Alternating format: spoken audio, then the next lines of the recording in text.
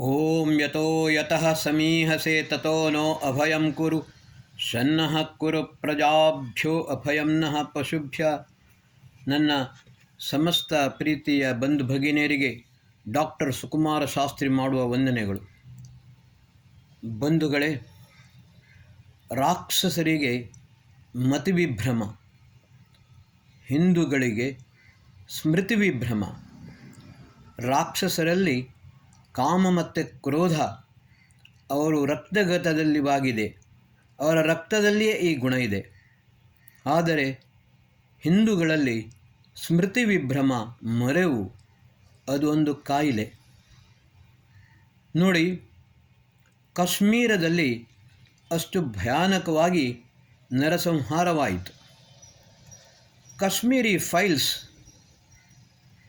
ಸಿನಿಮಾವೂ ಕೂಡ ಆಯಿತು. ಬಾಲಿವುಡ್ನವರು ಸಾವಿರಾರು ಕೋಟಿ ಹಣವನ್ನೂ ಸಂಪಾದಿಸಿದರು.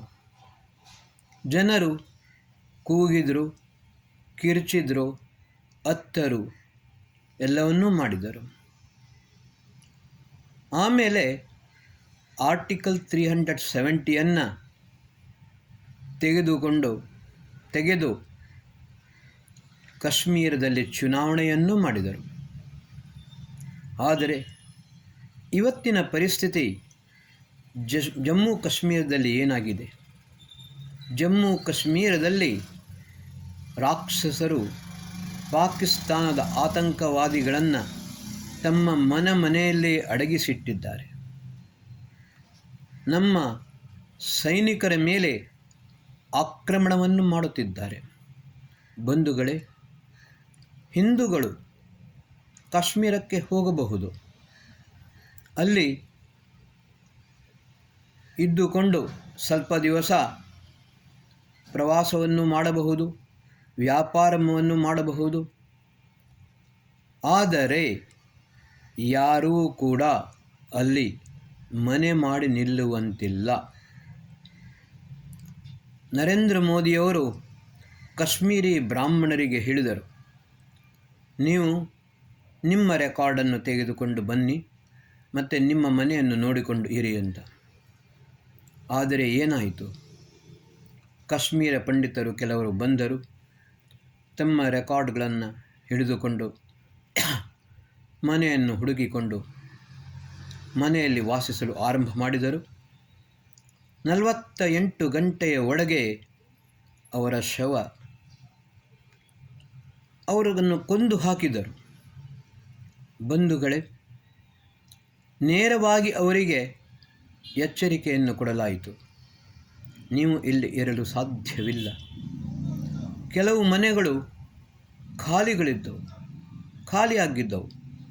ಆ ಮನೆಗಳು ಕಾಶ್ಮೀರ ಬ್ರಾಹ್ಮಣದವರಾಗಿತ್ತು. ಆ ಮನೆಗಳಿಗೆ ಬೆಂಕಿ ಕೊಟ್ಟರು. ಇಲ್ಲಿ ಬಂದು ನಿವಾಸ ಮಾಡಿದರೆ 1990ರಲ್ಲಿ ನಾವು ಏನು ಮಾಡಿದ್ದೇವೋ ಅದನ್ನೇ ಪುನಃ ಮಾಡುತ್ತೇವೆ.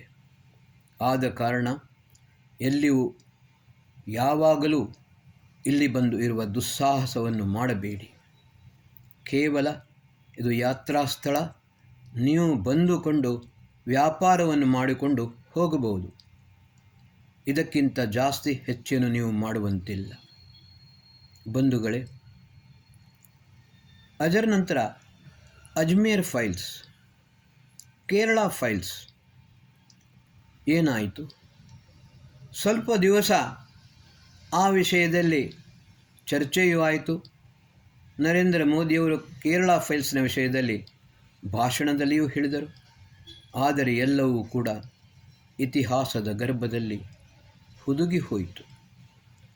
ಬಂಧುಗಳೇ, ಇವಾಗ ಛಾವಾ ಸಿನಿಮಾ ಬಂತು, ನೋಡಿದ್ದಾರೆ, ನೋಡುತ್ತಲೂ ಇದ್ದಾರೆ. ಬಾಲಿವುಡ್ನವರು ಸಾವಿರಾರು ಕೋಟಿ ರೂಪಾಯಿಗಳನ್ನು ಸಂಪಾದನೆಯನ್ನು ಮಾಡುತ್ತಿದ್ದಾರೆ. ನೋಡಿದವರು ಕಾಶ್ಮೀರಿ ಫೈಲ್ಸನ್ನು ನೋಡಿದ ಹಾಗೆ ಕಿರುಚಿದರು, ಕೂಗಿದರು, ಅತ್ತಿದರು. ಇವಾಗಲೂ ಅಳುತ್ತಲೇ ಇದ್ದಾರೆ. ಕೆಲವರು ಛಾವಾ ಸಿನಿಮಾವನ್ನು ವಿರೋಧಿಸುತ್ತಿದ್ದಾರೆ. ದೇಶವನ್ನು ವಿಘಟಿಸುವುದಕ್ಕೋಸ್ಕರ ಈ ಸಿನಿಮಾವನ್ನು ಮಾಡಲಾಗುತ್ತದೆ ಎಂದು ಕೆಲವರು ಹೇಳುತ್ತಲೂ ಇದ್ದಾರೆ. ಬಂಧುಗಳೇ, ನಾವು ಏನು ಮಾಡಬೇಕು? ನಮ್ಮ ಹೆಂಡತಿ ಮಕ್ಕಳು, ನಮ್ಮ ತಂದೆ ತಾಯಿ, ನಮ್ಮ ಪರಿವಾರ, ನಾವು ಕಷ್ಟಪಟ್ಟು ದುಡಿದು ಸಂಪಾದಿಸಿದ ಹಣ, ನಮ್ಮ ಶಾಲೆ, ನಮ್ಮ ಆಸ್ಪತ್ರೆ, ನಮ್ಮ ದೇವಸ್ಥಾನ, ನಮ್ಮ ಮಠ ಮಂದಿರ ಇವೆಲ್ಲವೂ ಉಳಿಯಬೇಕಾದರೆ ನಾವು ಮಾಡಬೇಕಾದುದು ಏನು? ಕೇವಲ ಸಿನಿಮಾಗಳನ್ನು ನೋಡಿಕೊಂಡು ಸುಮ್ಮನೆ ಕುಳಿತುಕೊಂಡರೆ ಇದೆಲ್ಲ ನಿರಂತರವಾಗಿ ನಡೆಯುತ್ತಲೇ ಇರುತ್ತದೆ. ತಾರಿಕ್ ಫತೇರ ಹೆಸರನ್ನು ನೀವು ಕೇಳಿರಬಹುದು. ಸಾಯುವ ಮೊದಲು ಅವರು ಒಂದು ಮಾತು ಹೇಳಿದರು.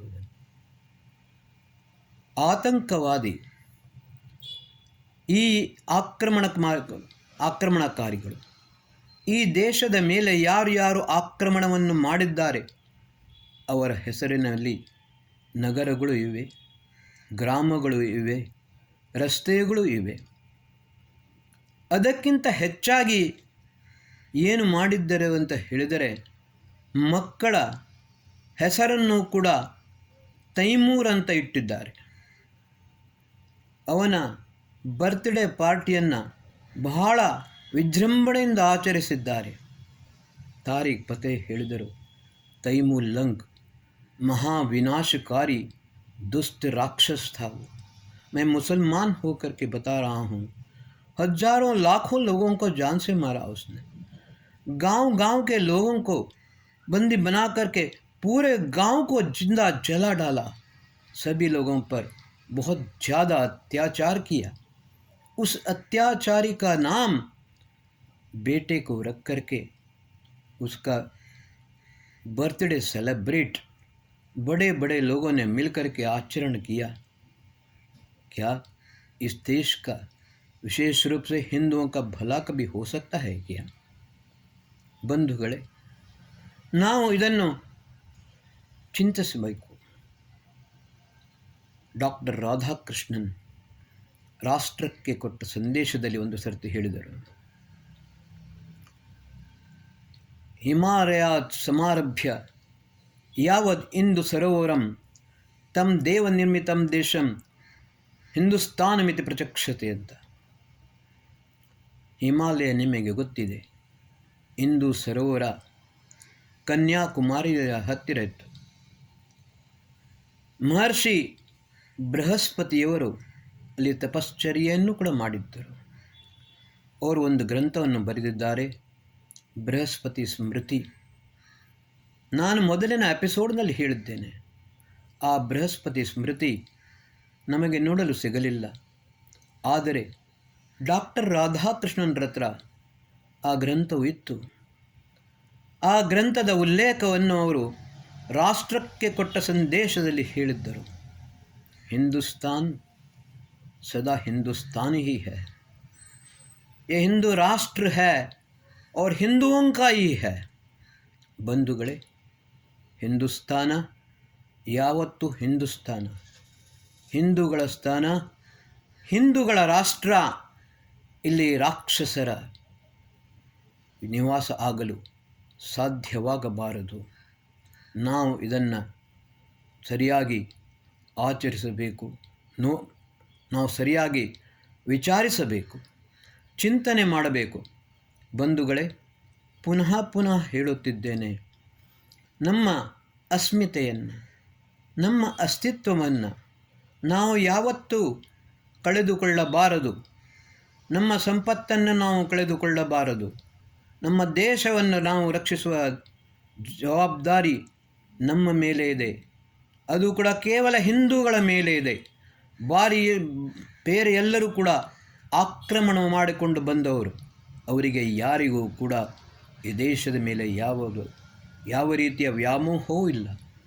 ಅವರಿಗೆ ಕೇವಲ ಈ ಸಂಪತ್ತಿನ ಲೂಟಿಯನ್ನು ಮಾಡುವಂಥದ್ದು, ಹಿಂದೂಗಳ ಮೇಲೆ ಅತ್ಯಾಚಾರವನ್ನು ಮಾಡುವಂಥದ್ದು, ಈ ದೇಶವನ್ನು ಕಬಳಿಸುವಂಥದ್ದು ದೇಶದ ಜ್ಞಾನ ವಿಜ್ಞಾನವನ್ನು ನಷ್ಟ ಮಾಡುವಂಥದ್ದು, ದೇಶದ ಜನರನ್ನು ಮತಾಂತರ ಮಾಡಿಕೊಂಡು ಮುಸ್ಲಿಂ ರಾಷ್ಟ್ರ ಮತ್ತು ಕ್ರಿಶ್ಚಿಯನ್ ರಾಷ್ಟ್ರವನ್ನು ಮಾಡುವಂಥದ್ದು ಒಂದು ಏಕಮಾತ್ರ ಗುರಿಯವರದ್ದು.